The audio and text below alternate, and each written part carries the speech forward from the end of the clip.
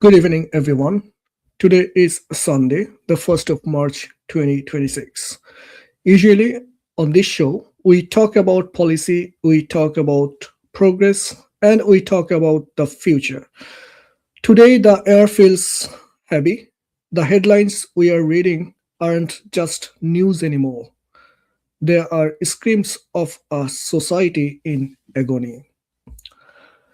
In the last few days, we have seen a 15-year-old girl in Narsingdi kidnapped and murdered in a mustard field simply for daring to ask for justice after being raped. We have seen a school teacher in Gaibandha, a woman who dedicated her life to lightening the path for children, found tied up and lifeless in her own home. And in Pabna, the sheer depravity reached a new low. A grandmother killed and her granddaughter found discarded in a field, stripped of her dignity and her life. We have to ask ourselves, is this just a breakdown of law and order? Or is this the final chilling symptom of a nation that has gone systematically bankrupt? Tonight, we aren't holding back. We are joined by a panel of experts to dissect the anatomy of the collapse. We are looking for the perpetrators, not just those holding the knives, but those who built the system that allowed them to sharpen them. Welcome to the conversation. This is Persecution Report, and tonight's episode is Bangladesh, a tale of systematic bankruptcy. Today, we have Anwar Salah Jihan as co host. I'm Saifur Rahman, and we have Dr. Mamunur Rashid, also Raihan Jamil, who is joining us. Thank you all for joining us today. I would directly go to Mr. Jihan to take us through some real figures that recently happened or about this situation. To you, Jihan. Thank you, Mr. Rahman, for connecting. So today's episode, the title tells us about the conversation, the systematic bankruptcy of a nation. Throughout the 18 months under the so-called Nobel laureate Muhammad Yunus, we have seen the economy of Bangladesh going from being the rising tiger to a complete catastrophe. According to the latest report, the Bangladesh economy, the GDP growth, the final value of all the products and services was about 3.49% in fiscal year 2025. And during the Awami League government, the average was 6-7%. In the economic sector, the worst hit was observed by the agriculture sector. The agriculture sector of Bangladesh reached 11-year low last year to 1.79%, which currently stands at about 2.42%. We have seen the Bangladesh government inking a deal with a country that only benefits the agricultural sector of that country. And this deal will further harm the agriculture sector of Bangladesh. Not only the agriculture sector hit 11-year low.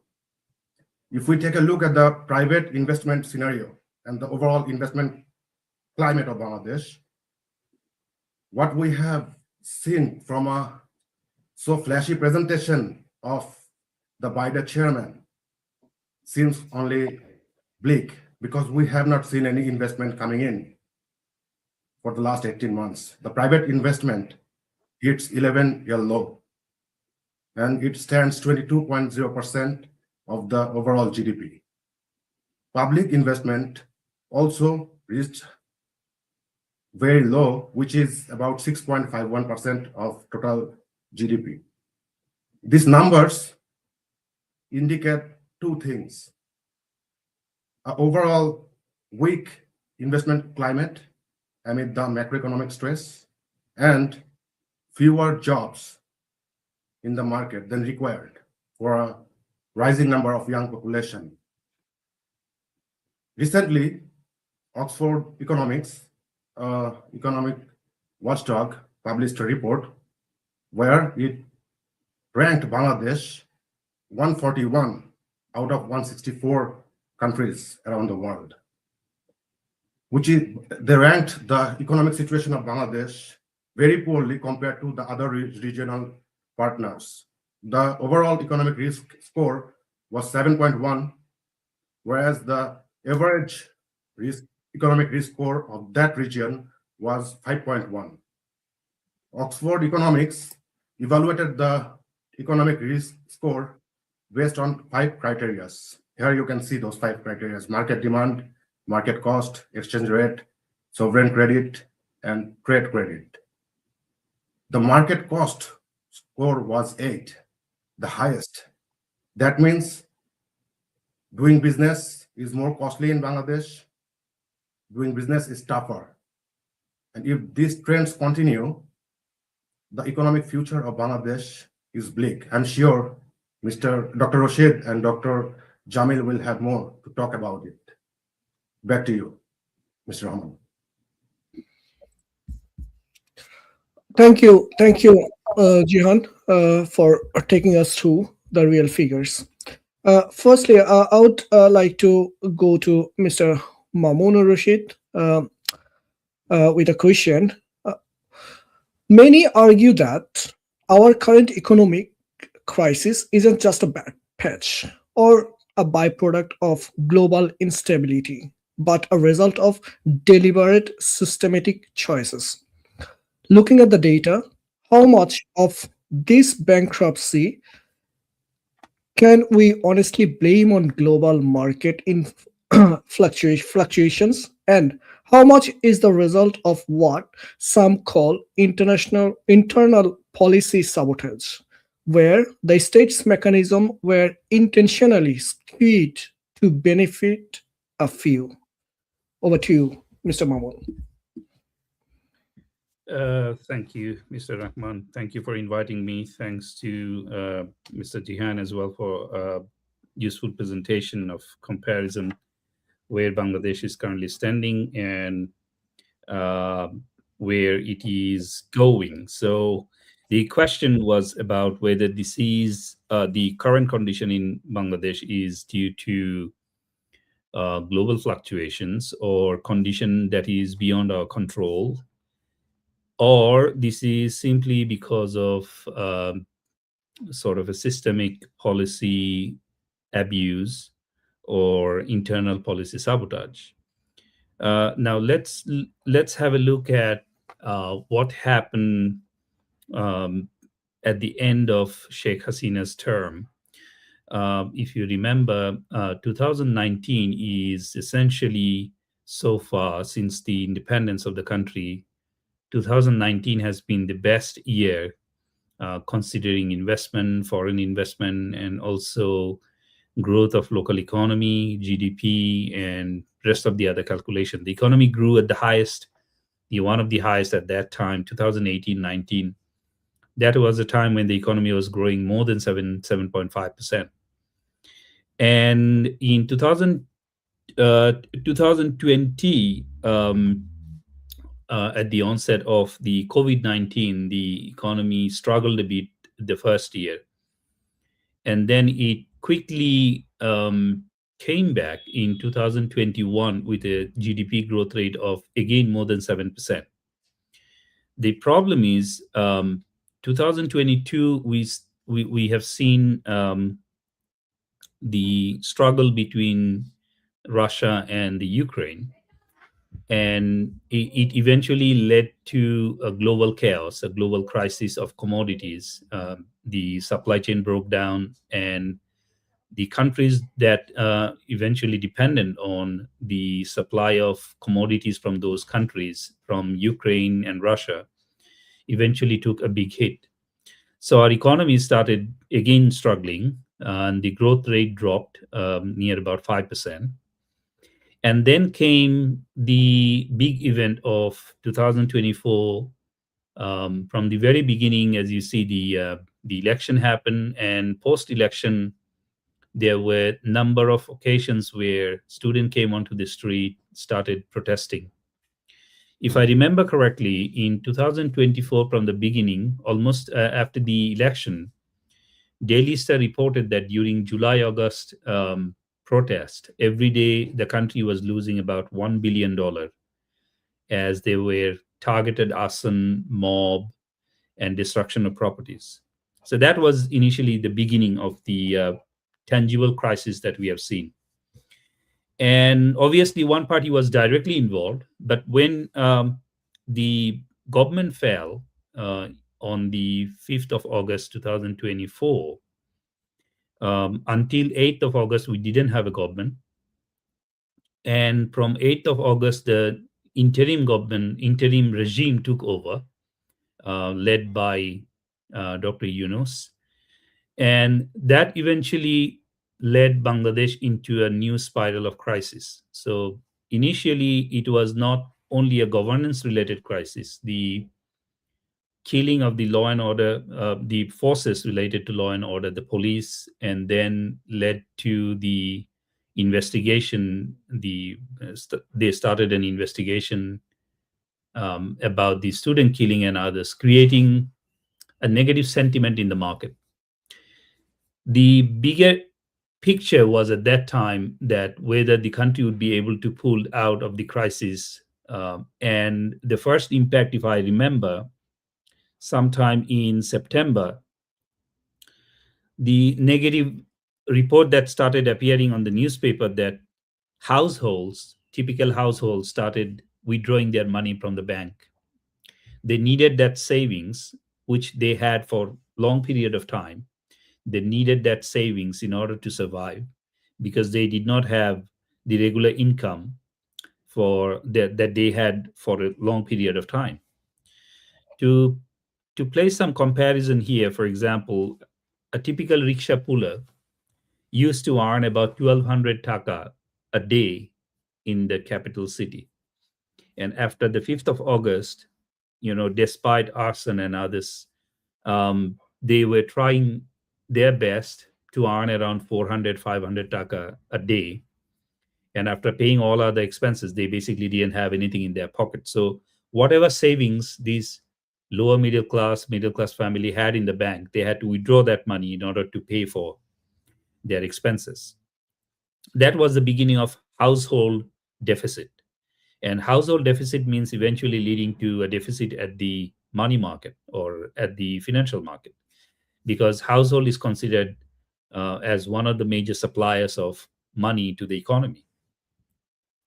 And then come the corporate shortage. How the corporate shortage started, as we have seen that there were targeted arson of number of factories, including the tire factories, as you know, that I think the 270 plus people were killed. No investigation happened.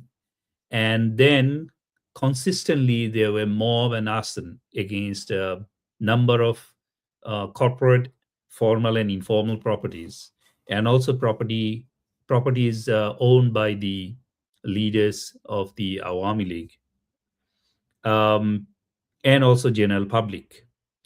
We have also seen intentional damage through coalition of forces, especially by the students. And that eventually led to many corporations declaring bankruptcy. Now, this bankruptcy at the top level, say around 250 to 300 companies, eventually led to a spiral of crisis through the supply chain, meaning that thousands of companies in the last 17 months or so eventually declared bankruptcy. That has led to, first of all, massive unemployment. And we now know that about 30 lakh people, according to formal figures by World Bank, that went unemployed. And around, say, about 70 to 80% of these people are women. Now, these crises at the corporate level, added to the household crisis, eventually led to a massive shortage of funds with the people. Now, to survive in this If scenario, I may quickly add just a little bit to what you just said. yeah, The numbers you just mentioned about people losing jobs, they were in the first 6 months, uh, right? these, The report was for the first 6 months of the Yunus Jamaat regime that has happened. And imagine what has happened since then in the last 12 months. yeah, we are only reporting the official figures. Our unofficial figure is even worse.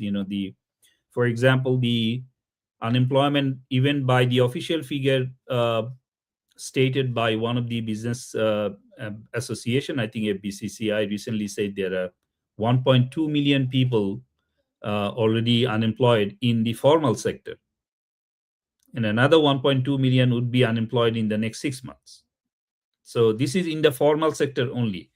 Formal and informal sector together, 6 months back, the figure was around 30 lakh, meaning 3 million people. Now, question is, they were working. Now they don't have any job. So eventually that led to shortage of money and other problems. That is only a part of the crisis. Now, this has led to the growth of the micro crime.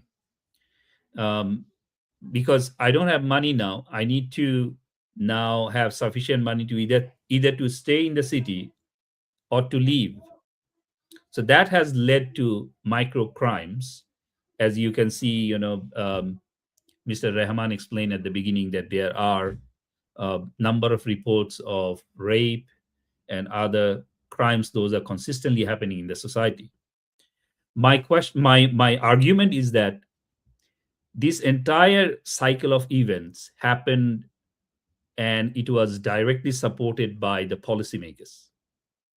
So the entire events that you see in the last 17 months, starting with the arson, targeted arson, and the rapes, at one point in time, we had seen that the rapist came out of the jail, and the supporters actually went to the jail to get them out with flowers, bouquets, and it was a joyful moment for them.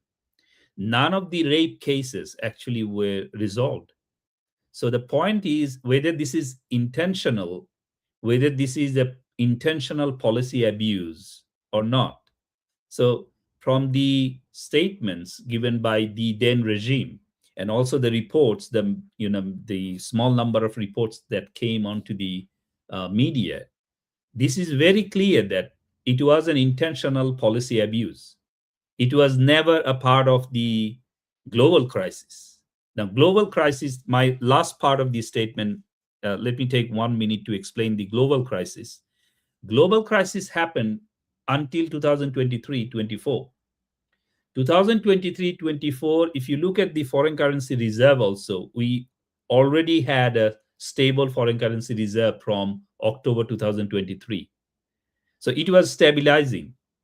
So if somebody come up and say that our foreign currency reserve was low because of the global crisis, yes, that happened in 2023, not in 2025 or 26.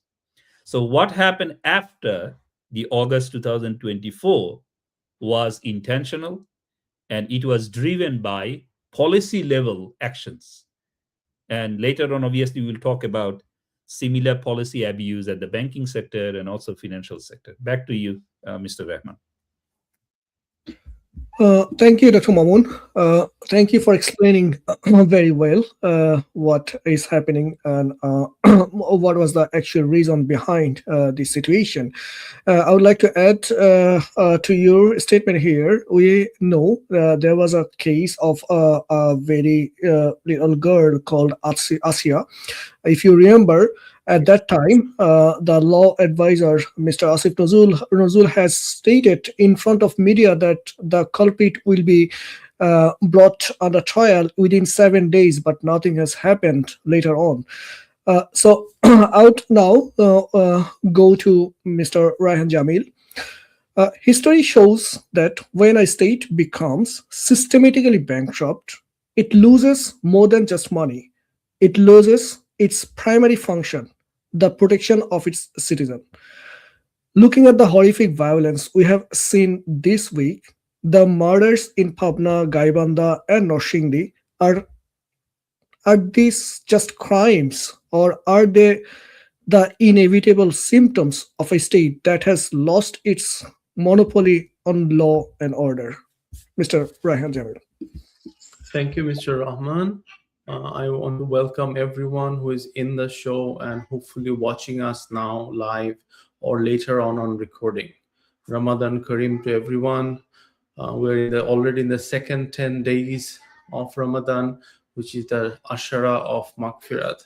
So the 10 days of forgiveness. So I hope all of us ask for forgiveness.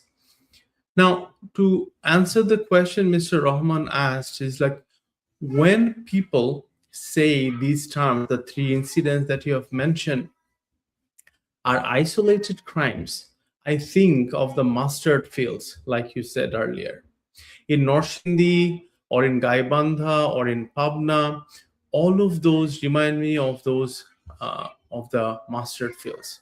But this time, they are spread with dead bodies and crimes. 3 districts, 8 days, fields meant for harvest turned into crime scenes. These are not rumors. These are documented cases, police reports, arrests, court remand orders, forensic examinations, national coverage, and of course, protests. The question is not whether these crimes happened. The question is, what kind of state allows them to cluster like this? When a mob feels confident enough to execute 2 men on suspicion alone, that is not sudden rage. That is a vacuum of authority. When a family seeking justice for rape is met with threats and pressure, and the girl herself is later abducted and murdered, that is not random brutality. That is institutional failure. We have to keep that in mind. When a grandmother is hacked while resisting an abduction, that is not merely criminal behavior. That is erosion of justice and complete lawlessness. A state loses its monopoly on law and order long before it actually admits it. Editorials and rights groups have warned for months about escalating mob violence and deteriorating law and order under the Yunus Jamaat regime. They warned that announcements alone would not restore security. They warned that impunity was growing, but the Yunus Jamaat regime never paid any heed to it. And the bodies kept appearing. If you remember, it was all over the news a couple of months ago that every month Bangladesh was seeing 43 dead bodies in the rivers. Right? It's amazingly, like, deeply saddening, shocking. So let us be honest. A government does not lose control because it lacks press conferences. It loses control when enforcement becomes selective. Exactly what we saw under Yunus Jamaat regime. When loyalty matters more than competence, when political image becomes more important than citizen safety, the government loses control. Under the Yunus Jamaat regime, the warnings were visible. Right? The warnings were all over. The data on mob violence was public. The editorials were blunt.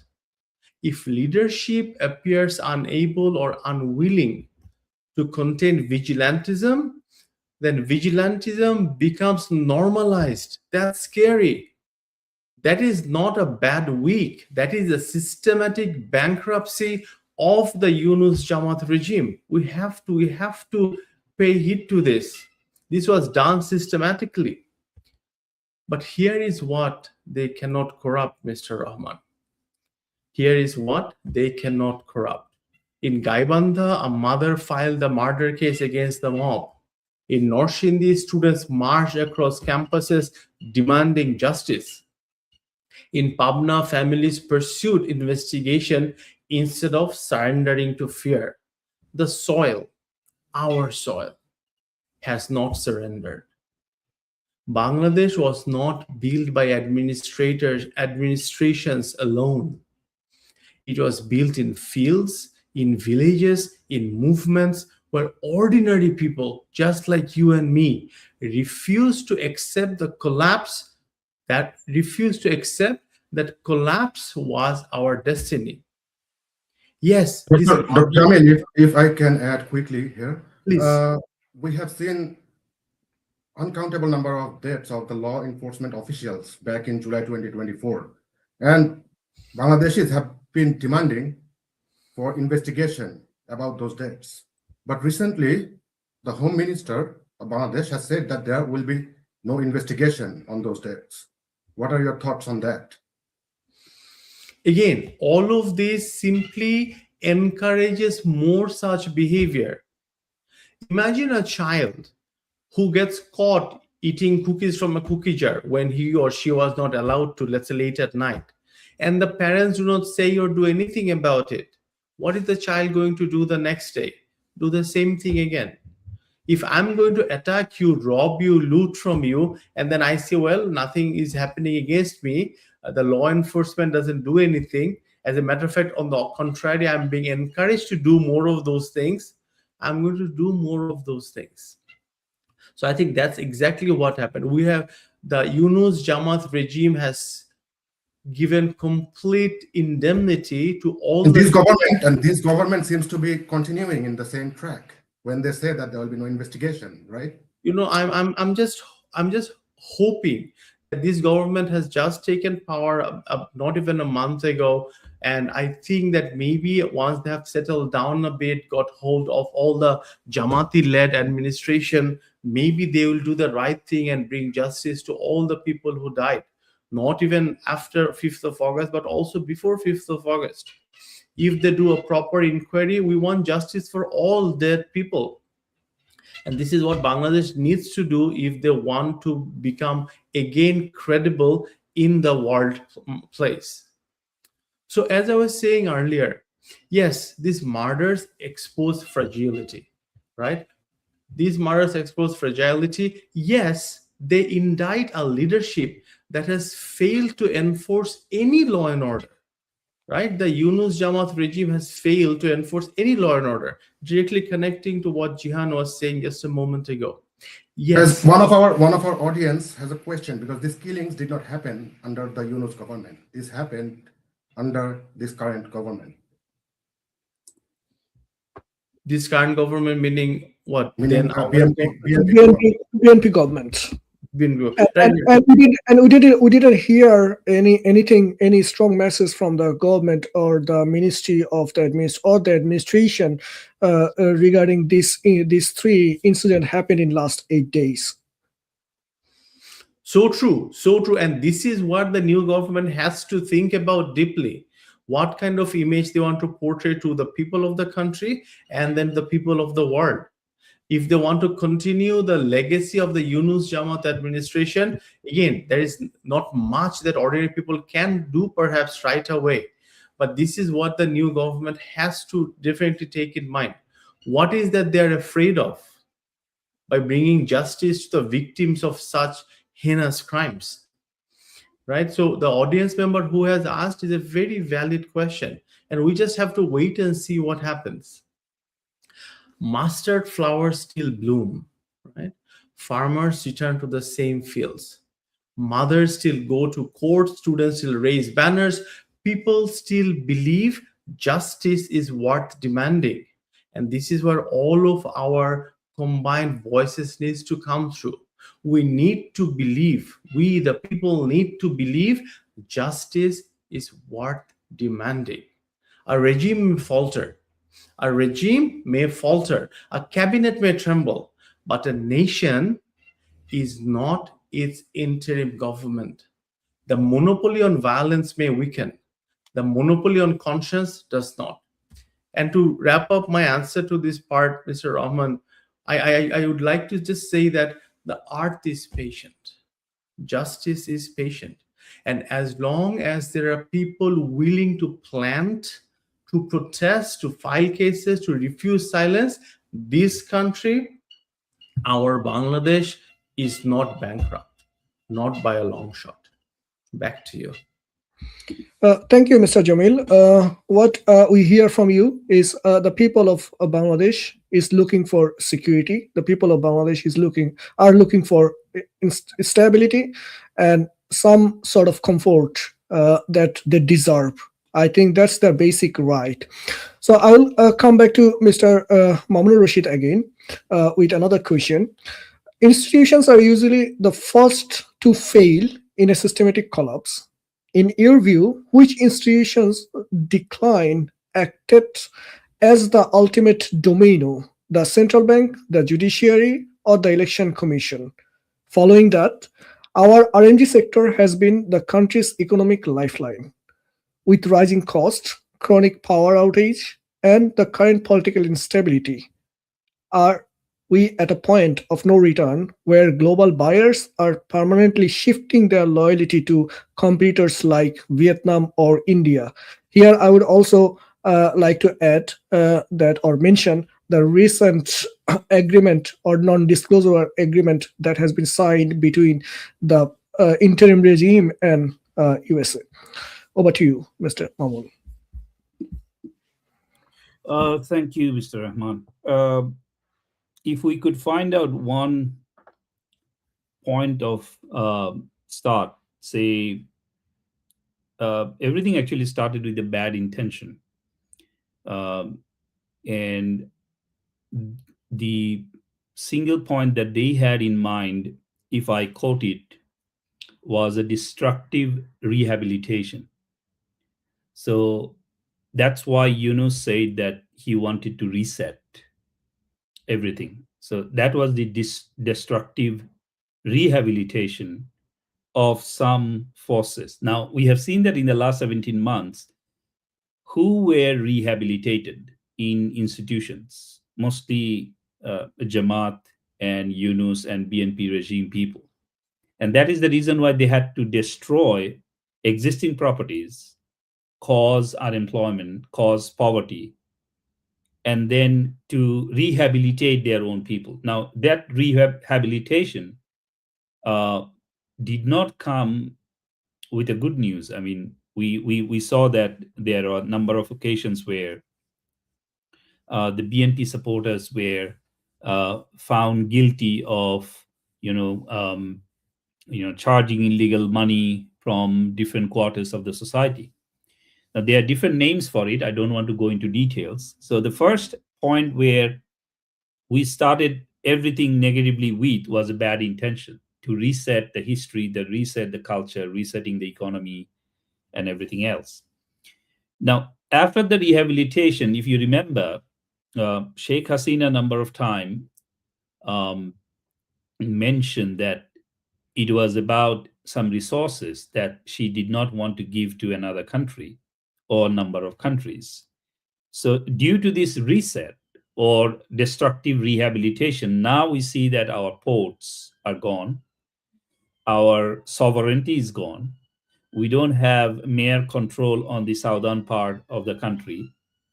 And there were even discussions about Saint Martin, one of the islands. We do not know what's the update of that island. So these are basically the rehabilitation, which was not possible in the last 15, 16 years during Sheikh Hasina's regime, suddenly became the point in the center stage of discussion. Now, when this rehabilitation happened, it happened everywhere. Every institutions were affected, starting with corporations, media. It happened with banks. Central banks were taken, the banks were taken, even the schools were taken. The airports, our airports were, had seen a massive amount of new people, new faces suddenly came from somewhere and taking control of the sensitive resources of the country. Now, once this rehabilitation happened, some new people took control. Obviously, they didn't have necessary expertise to run those departments. That eventually led to uncertainty. And that uncertainty eventually led to chaos in the supply chain, in finance, in economics, in politics, everywhere.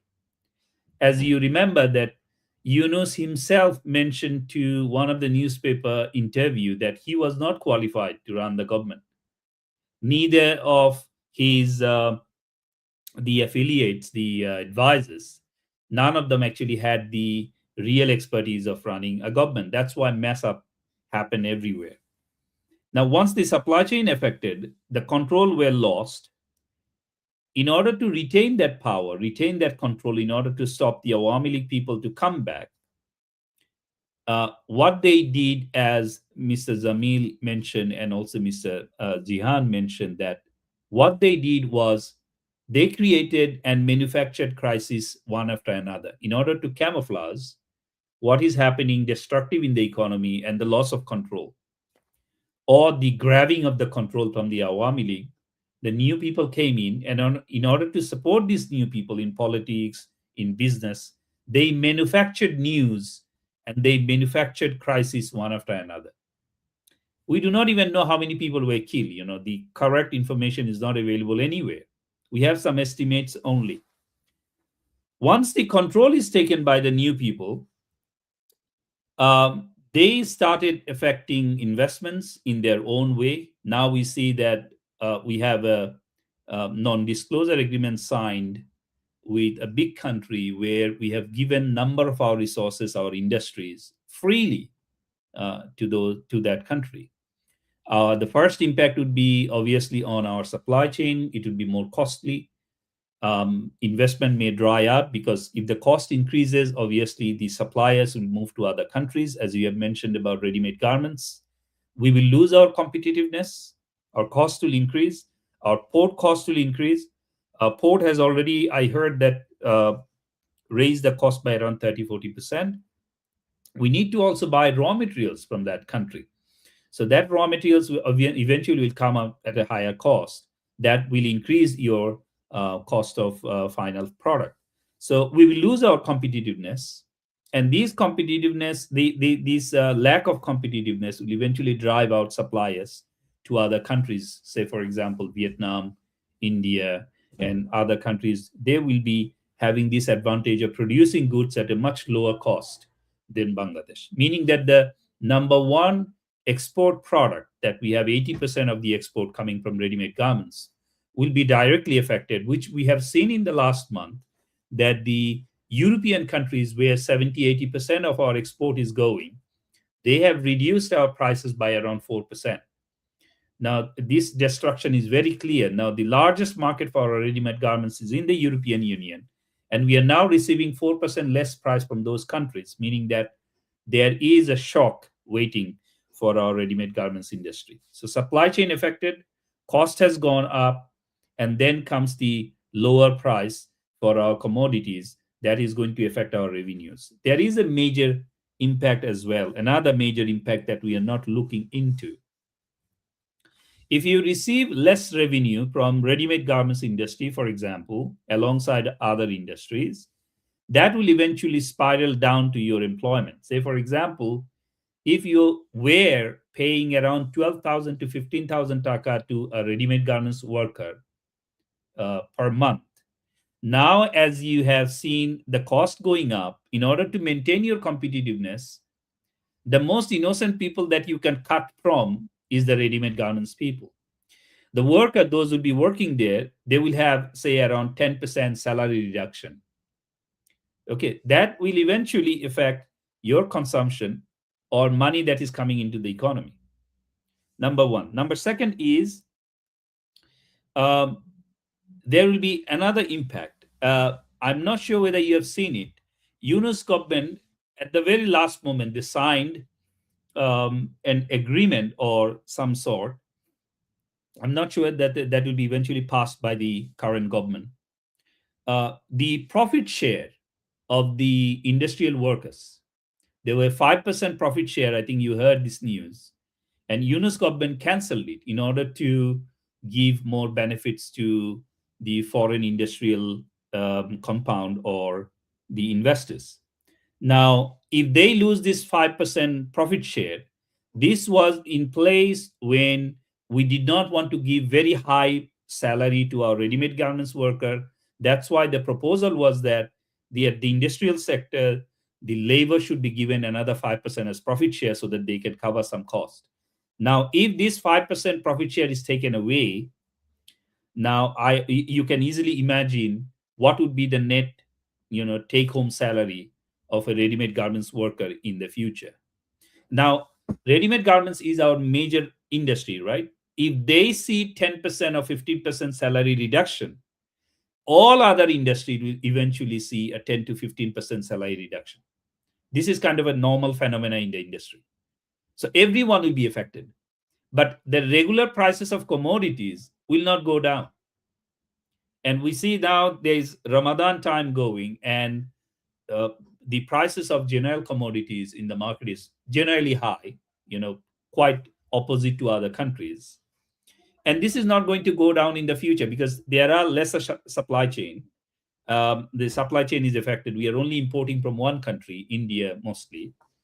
And that is affecting our prices as well. Our local production has gone down significantly. Our export has gone down for the last, 8 months. The import that we have made mostly is rice from India and some supply chain related import for ready-made garments industry. That is not going to help us in production of our agricultural commodities. The last thing is, as you know, there is a indirect requirement of the, direct requirement of the agreement that we have signed with USA is that we cannot give any special financial benefits to our agricultural producers, say farmers and others, meaning that this 5% reduction of the bonuses or any kind of financial benefits that you're planning in the future to give to your farmers in order to reduce the cost of production may not happen. So either you have to rely on more imports from other countries, or you have to face, problems with bigger countries. So the country is now in a dilemma whether you want to sit with all the political parties together to resolve this destructive rehabilitation, because a major part of the business organization is still very slow because the Awami League government and the businesses owned by their supporters are currently not that much active. So you have to sit with them in order to accelerate the economic growth, the production or related activities. Otherwise, you will have more trouble with your supply chain, your cost, because everything is going to go up. And investment will not come until you reduce your uncertainty and reduce your cost. As Mr. Jihan presented, that we are very high in terms of our cost right now compared to other countries. Nothing happened to Vietnam in the time being. Nothing happened to other countries. Only Bangladesh were affected. So since this cost is very high, businessmen, while investing their precious money to Bangladesh, they will be thinking not only about political stability, but also about whether there is a bigger chance of earning more money back to their currency. Back to you, Mr. Rahman. Thank you, Mr. Mamun, for explaining it very well. Before going to the next question, I would like to report an incident that just I have noticed today. An incident took place at around 2 p.m. today in the jungle area of Botanical Garden and Eco Park, Sitakundo, Chattogram. If you have already heard that or read that news, I'm not sure. I would like to convey this news to our audience and our panelists here. Local people rescued a very young girl after spotting her walking with her throat slit in Chitakundo, Chittagong.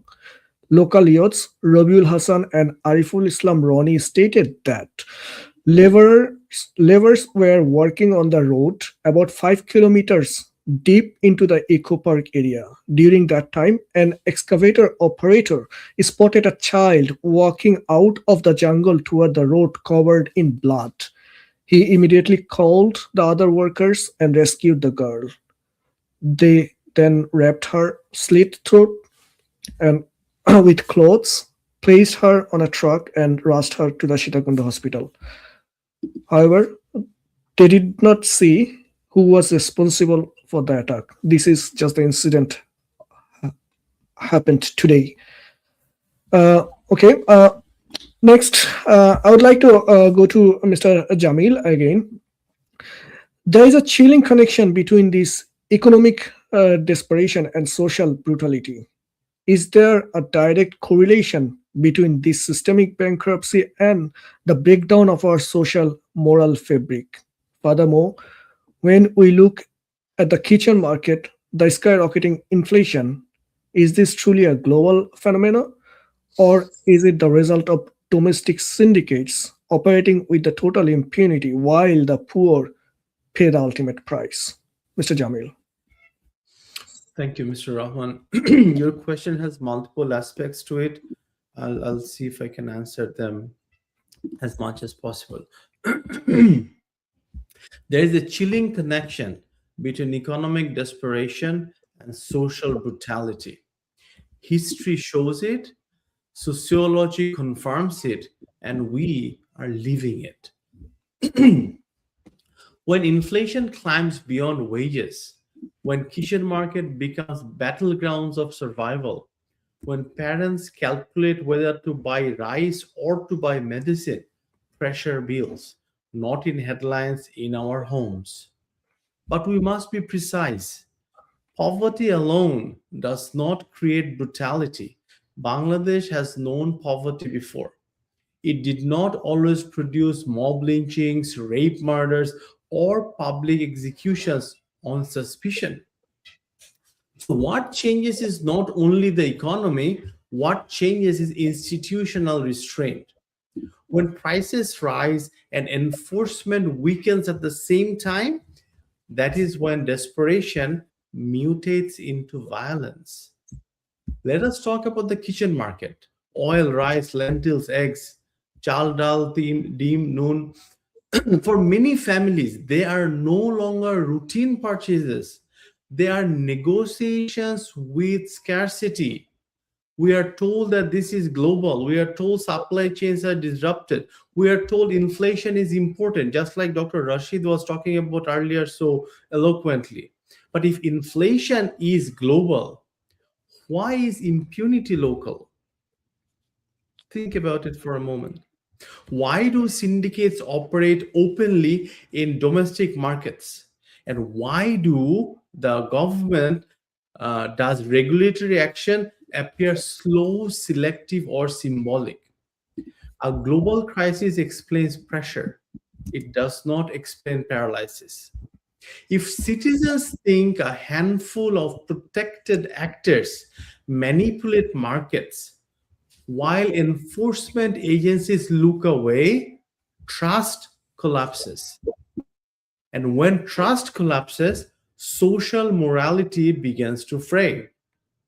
Under the Jamaat Yunus regime, the narrative has been management without mastery. Dr. Rashid was saying earlier how they invented, how they created a new crisis every other day, so that people look away from what is actually happening behind the scenes to the economy.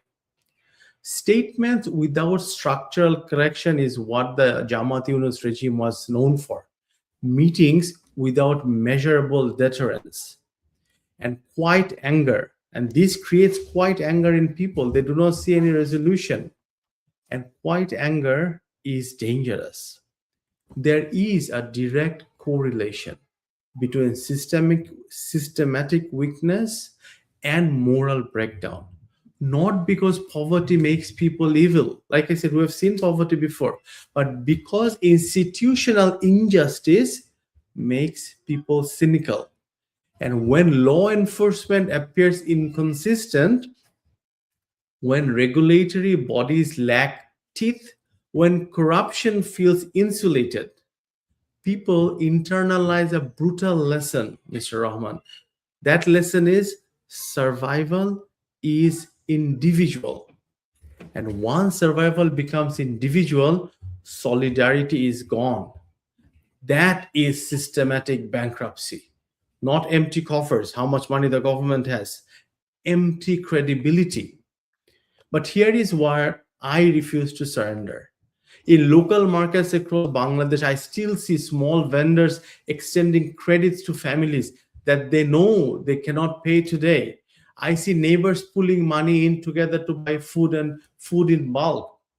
I see parents skipping meals so that the children can eat. Our moral fabric has not disappeared. It is under profound strain. So, our economic reform must be aggressive. Market oversight must be fearless. And anti-syndicate action must be visible and impartial, not performative. Bangladesh has survived scarcity before. What we cannot survive is institutional indifference. What you are asking about the kitchen market is not just about prices, it is about trust. As long as ordinary people continue to practice quiet generosity in the midst of inflation, this nation, our nation, is not bankrupt in spirit. Our soil still holds dignity. It is leadership that must decide whether it will hold it too. Back to you. Yeah, thank you very much. Now I would request Mr. Jahan to come up with some more information that he has on his table. Please, Mr. Jahan. Thank you, Mr. Rahman. So let me start with what Mr. Jamil has said. He mentioned some terms: morality, trust, and the collapse of institutions. So this part of my presentation is about central bank and how central bank was led by a completely immoral person. The immorality of this gentleman was disclosed fairly recently by the media of Bangladesh, but we have been talking about it since 18 months. Last year, April, he faced criticism over his authoritarian style, lack of transparency. There were some allegations about a flat in Dubai that he supposedly has, which he denied. He denied having that flat under his name. But recent documents from United Arab Emirates Land Department reveals that not only his relative's name, but also his name is in the ownership document. So he right out blatantly lied about it. And then he went ahead saying that he only bought one dress for his relative in 3 years. He was trying to sound moral while all these were nothing but lies. During his time in Bangladesh Central Bank, the most controversial action that he overtook was the forced merger of 5 banks. You know, the Exim Bank and Social Islamic Bank, they did not want to merge. Without any consultation with the banking sectors, this forced merger happened. Paid up capital completely were wiped out, shareholders were left with nothing.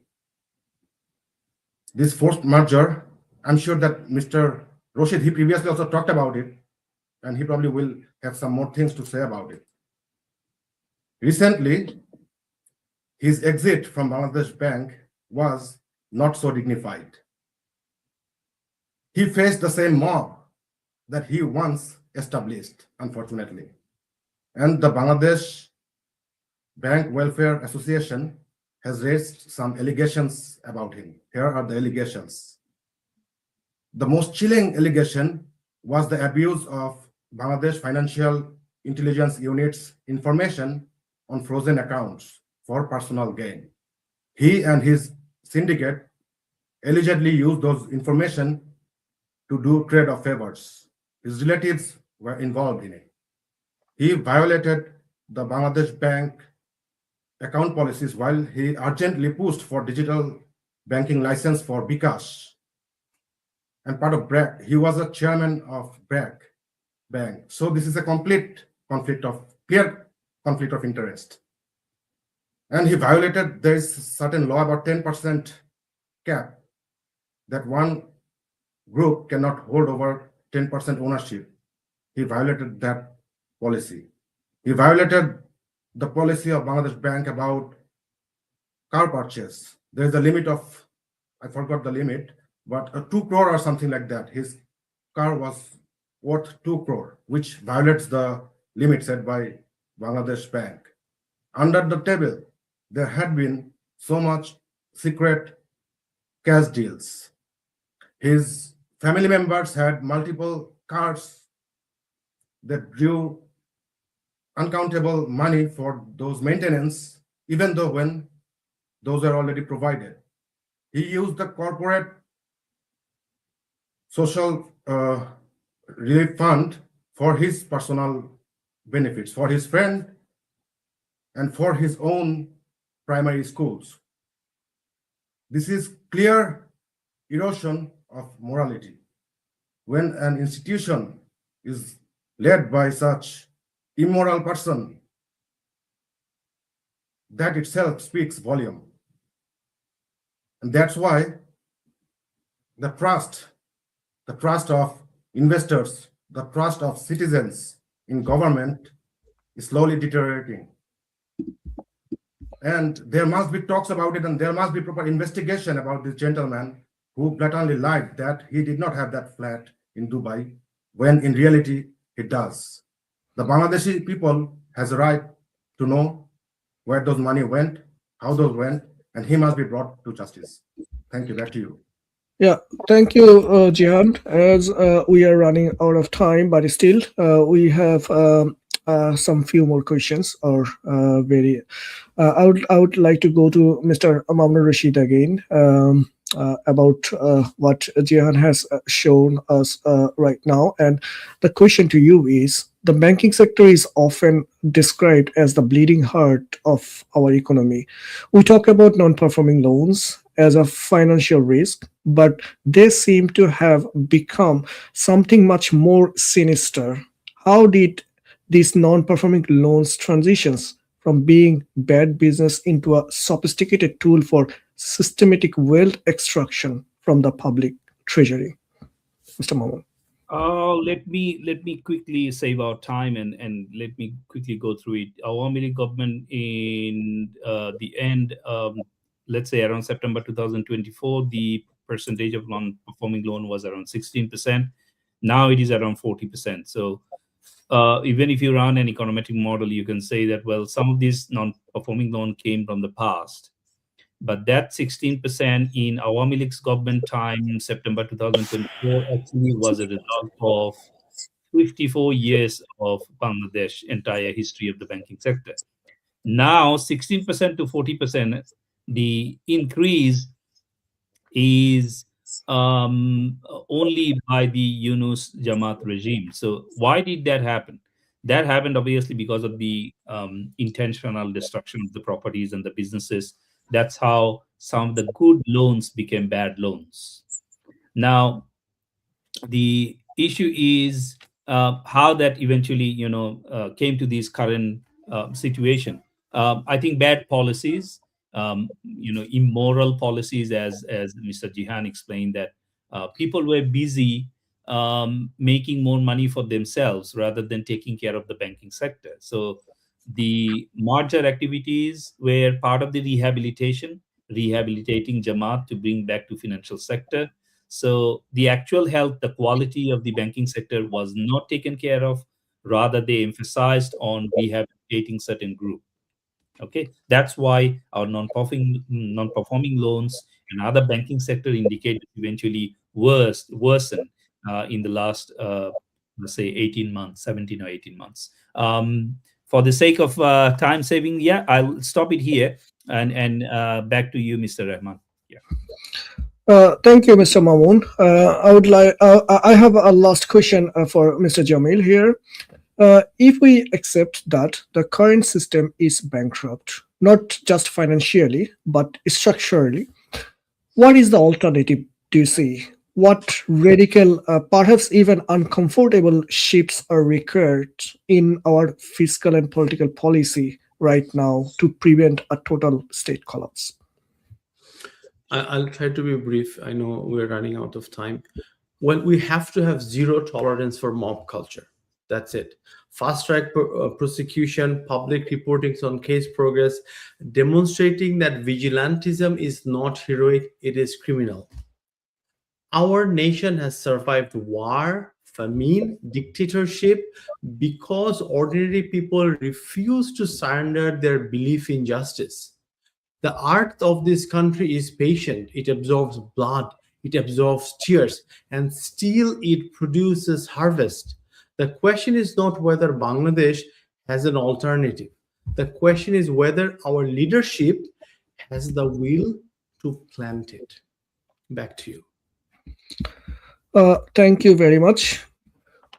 We have spent this hour dissecting the systematic bankruptcy of our institutions. But let us be honest, a system doesn't go bankrupt on its own. It is emptied out, it is emptied by silence of the powerful, the indifference of the protected, and the slow erosion of a justice system that has become a maze rather than a shield. When a teacher is no longer safe in her home and a child is discarded like refuse in a field, the social contract hasn't just been based, it has been incinerated. We cannot call ourselves a developing nation if we are developing into a place where our daughters' lives are the currency of chaos. Tonight, we didn't just report on the news, we reported on a crisis of conscience. The perpetrators and are indeed those holding the knives, but the accomplices are very policy. Every bribe and every delayed investigation that told this monster they could get away with it. The question we leave you with is no longer what went wrong, but rather when will we demand it to be made right? Because if we continue to stay silent, the next headline won't just become a scream in the dark. It will be our collective epitaph. I am Safi Rahman. This has been the Persecution Report.